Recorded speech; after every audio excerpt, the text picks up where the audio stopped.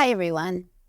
Are you really ready to start relaxing and giving your nervous system a break and maybe being able to connect with your divine spirit, your higher self, your spirit guides, and you're just so ready to give that emotional, scared part of you that's been so rattled by the world a little vacation? Well, my name's Sonia Choquette. Welcome to my channel. Today, I'm going to be talking about how to connect first and foremost with nature spirits, because that helps reset your body, recalibrate your nervous system, give your emotions a break, calm down, start to feel connected to life. And I'm excited because I'm doing it for the first time. I'm recording this lesson in the park, in the wind, in nature, so that you get the vibration that I'm talking about. If you're new to my channel, welcome to my channel. I'm so excited you're here. And if you're coming back, welcome back. We're in a very rare moment in London, central London, where we actually have a beautiful, serene, quiet, natural frequency and vibration. And so that's why I'm so excited, because a lot of us don't have a real close access to nature. But even sitting in a park, on a park bench for a few minutes and connecting to the spirit energy, the earth energy, the energy of the flowers, the energy of the wind, all of this really has a big impact on your vibration. So thank you for coming. We're excited to work together. Let's get on with connecting to the earth spirits. First of all, connecting to anything in the spirit realm starts with connecting with your own spirit. We are divine spiritual beings. We are temporarily encased in physical bodies. We are temporarily operating through the lens and the support of an ego, but it's not who we are. So to connect with the spirit world, it's important to start recognizing, and I've talked about this before, what kind of spirit are you? You know, if like, for example, I know that I am a very fiery, airy spirit. I like to talk, I like to teach, I like to move, I like to initiate, I like to get things going. But maybe you're a calmer earth spirit that just likes to sit back and observe. You don't like a lot of change. You like to be grounded and quiet. Maybe you're an air spirit with water. You're emotional, you're sensitive, you feel the pain of the world. So many of us do. Not a whole bunch of us don't. So the important thing is, by recognizing your own spirit, then you open up the portal to connect with your spirit guides. Now, the benefit of spending some time in nature is that we are also vibrationally resonant, and we start to resonate with the frequency around us. If we're in the house and in technology and in our computers, and we are constantly in our heads, we are going to have a hard time feeling our spirit guides, feeling the spirit in nature, feeling a connection. So the clouds have passed over. You can see I'm a little more clear. So let's start by connecting with your spirit, recognizing the spirit in you, and start naming the things you love about your spirit. One thing about the ego is it's constantly finding fault, being critical, finding drama, comparison. So one of the ways to raise your vibration very quickly and start to connect to the spirit realm and the spirit in you is to name what you love about yourself. So I'm going to invite you at this point to even pause this conversation and put in the notes things that you can fairly and squarely say, I love about myself. I love that I can be calm under stress. I love that I can cook beautiful meals for people I love. I love that I'm a good listener. I love that I will show up when people need me. I love that I'm really creative. I love that I have a loving heart. I love that I'm reliable. These are just some of the things that do acknowledge the spirit in you. I love that I'm compassionate. I love that I have a good sense of humor. I love that I forgive easily. I can live and let live, and I don't get worked up and I'm not controlling. So these are the things that are very important to acknowledge, because when you start recognizing the qualities of your spirit, your spirit in you begins to come out, just like the glow in this video, just like the changing energies that you see right here, right now.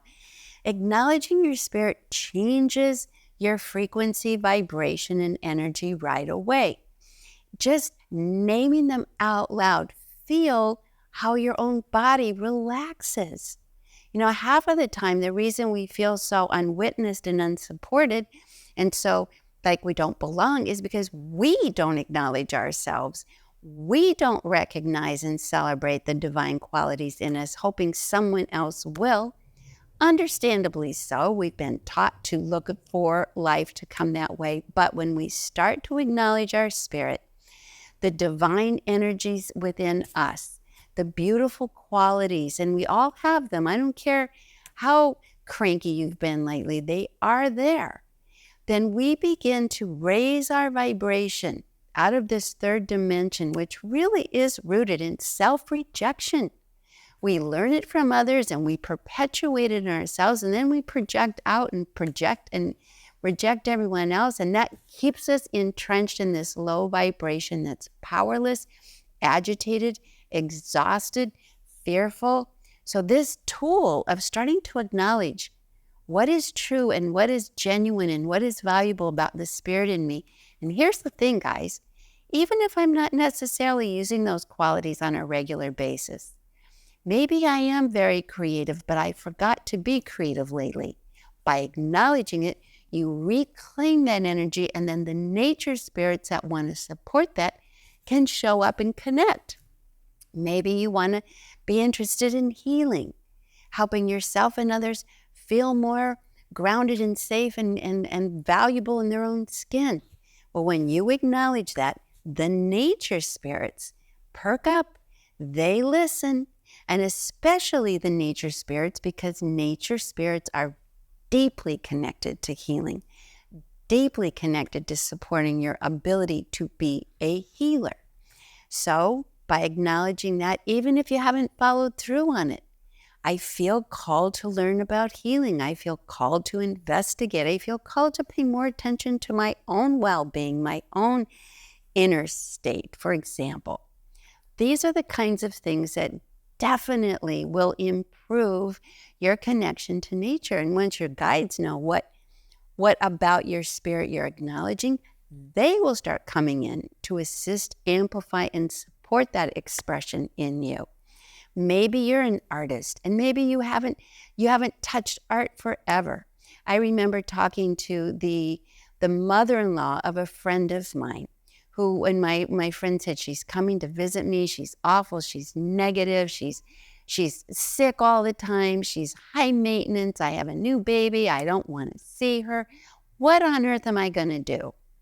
So I said, well, I'll come and help. And when I was with her, and yeah, she was all those things, but that's not all she was. I said, in spending time with you, I really feel that you have a very creative, artistic side to you. Did you ever show any interest in art? Did you ever have a love of art? And she was surprised, and she said, I wanted to be a clothing and designer, and I was an artist when I was a young girl in school, but I had to quit when I got married. And I said, maybe then, but you can go back now.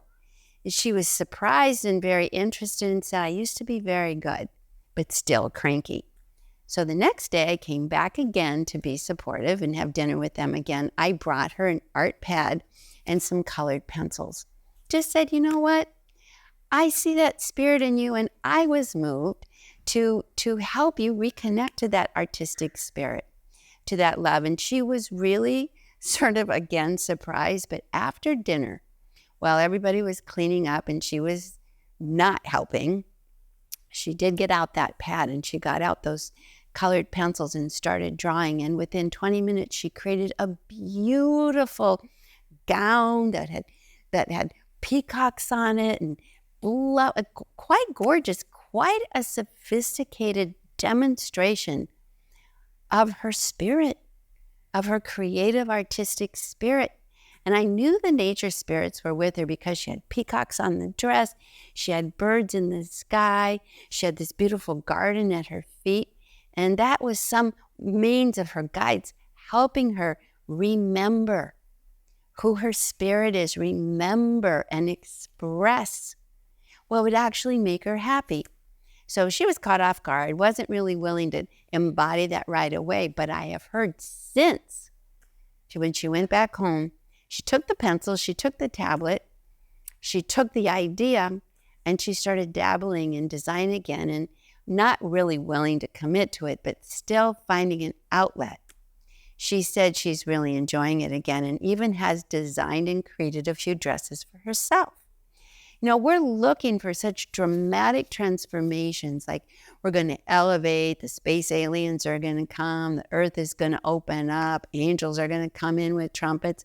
And wouldn't that be nice? And I'm not ruling that out, but the way that we really do level up, the way we really do begin to connect with our spirit guides, is far more subtle. What's happening in this, for example, the story I shared with you, she came in very third dimension, very negative, not feeling good, not feeling good to be around. And by simply reconnecting to her spirit and allowing even the minimum of expression of that artistic, yearning for creativity and design, even a little bit, her vibration leveled up, her heart softened, her crankiness got quiet, her creativity connected, and she started feeling better, which made it easier for us to be around her. That's how it works. So when we're looking for the shift from the third to the fifth dimension, look for these little things. Ask yourself, what do I love about me? What do I love about me that I might have neglected, abandoned, forgotten, haven't used, haven't listened to? What do I love about me that I'd like to express? Or in an alternate world, if life had gone differently, I would express that. I have another client who is in a mortgage lending job and really struggling because the mortgages have gone up so high around the world, and he just wasn't having it was all kind of a commission-based business, and super cranky, very fearful, resentful that he had no influence over things, had to deal with a lot of cranky clients. But he said, I said, well, tell me about your spirit. And he said, well, my spirit loves woodworking. I used to do that in high school and college, but I got really discouraged out of that by not just my parents, but by teachers. I was told I was no good. So I gave it up. And I said, well, your spirit found grounding in that, working with the earth, working with wood, working with your hands, giving your mind a break. It's too bad that we've been taught that unless we make a big living off of it, it's not worth doing, when in fact that was medicine for your soul. That's what kept you in your heart, your hands and your heart, mind quiet, creating something beautiful, soothing your body. And he said, I did feel a whole lot better. Now I'm just taking Xanax all the time and can't sleep, and I drink too much. And so I said, just for a week, instead of Xanax and alcohol, could you possibly commit to some woodworking, even if you're really crappy at it? Just as what you do when you're agitated. Just try it and see, just curious, try for 3 days. So he did. And he said, after a couple of days, I found that I spent hours and hours with my woodworking, and I wasn't very good at it, but I was remembering that I could be. And it was coming back, and I was having fun. Twice he said he woke up in the middle of the night at 3 a.m., which a lot of us are doing. And instead of being angry and fretting in bed, he got up and he said, I worked for 90 minutes on my project and went back to sleep and slept deeply till 7:30. So he said it really was better than Xanax, that's for sure. And he's enjoying it. The nature spirits are coming to him because he said, when I was working, I got a tremendous amount. There's a little bit of a siren there. Maybe we have to acknowledge that because there are emergencies. But going back to my sharing, he said that he got other ideas about changing work, getting a new job, found some confidence. And he said, I'm going to leave this mortgage industry. It's not for me. It's not working out. This woodworking was like a compass. And then I got ideas. That's how your spirit guides work with you. So he started getting ideas and inspiration. And he said, I actually felt motivated and actually think I'm going to follow through. That was the big miracle here. So as we are evolving from third dimension to fifth dimension, rather than looking for space aliens, create space in you for spirit energies to come in by going back to what you love, back to the heart, what you love about you. That is going to change everything. So, I do hear, and I've said this before, two most common words in most of our languages are the words I hate, which are so debilitating. I hate my hair. I hate my life. I hate my butt. I hate my job. I hate my neighbors. I hate this world. And that is so third dimension toxic. It will strip you of all your inspiration, all your capacity to connect. You'll just roll in. You'll just be bitter. You'll put out negative vibes. You certainly won't attract any connection with the spirit guides because you're so disconnected from your spirit. So the antidote is to actually not just remember what you love about you, but say so. I love this day. I love the meal I just made. I love the company I'm with. I love the fact that I can sit in nature for half an hour. Find things that you love about your life and about you and name them. And then think about the things you used to love to do to be creative. Spirit guides come because they want to help you create something beautiful. That is the purpose of our life, to learn that we are divine creators and to create beautiful lives. It starts with little things. So let's not wait for Elvis to show up with a pizza. Let's not wait for shake, rattle, and roll. Let's not wait for some divine cataclysmic experience because it'll probably scare you to death. Listen to those little nudges. Listen to those little moments that say, go outside, sit in the park, remember what you love, say something nice to yourself, be honest, acknowledge what's good about you without fighting it. Laugh a little. Do a little bit of something you love because that's the portal to the heart, which helps you take the elevator to the higher frequency. I was criticized by someone in the comments who said, these aren't new. You're not saying nothing new. Try something better. You can do better. And that is definitely, and thank you for those comments, because that is a perfect example of the snarky ego that will say, why bother? This doesn't entertain me. This isn't radical enough. This is much too mundane and asks too much of me. We grow and we evolve, and we will evolve in this world in our tiny little decisions that make a big difference, that we practice, that we give it a try, and we really want to have a better experience. So thanks for sitting in this radiating, foggy and sunny and cloudy and windy, because that's life, nature, energy. And go back to what you love about you. Please, please, please put it in the comments. And especially when you recognize and really appreciate and express what you love about you, notice what happens in you.